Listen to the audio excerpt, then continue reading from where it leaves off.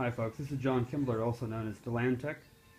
I've been getting a lot of questions lately about my current flash setup, and figured it was just easier to shoot a video than to try to describe it. I've got one flash head on a Kaiser adjustable flash shoe, and the reason why I elevate it like that is just to change the angle between the A and B head. The goal for me has always been to get lighting that partially wraps around the subject, but wraps around the subject unevenly. The net result is the subject itself just seems to pop right out of the image. A very 3D lighting effect. Lately I've been kind of crushing the shadows with this rig though. So I added a small bounce card to one side. It's, I don't know, it's been a boon and a hassle at times.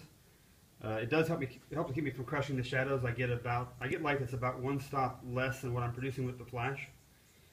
The downside is it sometimes bumps into what I'm trying to photograph. And I just happen to have two of the flash mounts, so I've left one unmodified. So I can switch between them if I have to. And of course I'm shooting with so it's this whole rig in my hand instead of using a tripod or a focusing rail because the two are just too slow. And I've actually got more stability with the camera in my hand. The noise that you're hearing in the background is a pair of kittens that we have that are just trying to destroy the house. Of course, they weren't fighting until I started filming. Typical. That's pretty much it, folks. I'm not really telling you everything.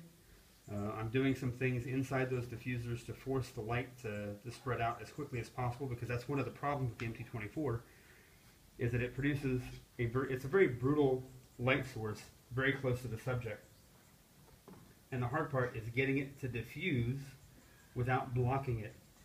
I'm not going to tell you exactly what I'm doing inside those diffusers because you really need to figure that out for yourself. In the process, you're going to learn a lot about flash photography by figuring it out.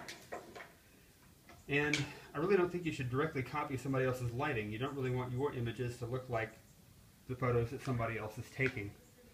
So my best advice to everybody out there is to look at a lot of different lighting styles, a lot of different diffusion styles, and cherry pick, choose the best of what's out there and make it your own.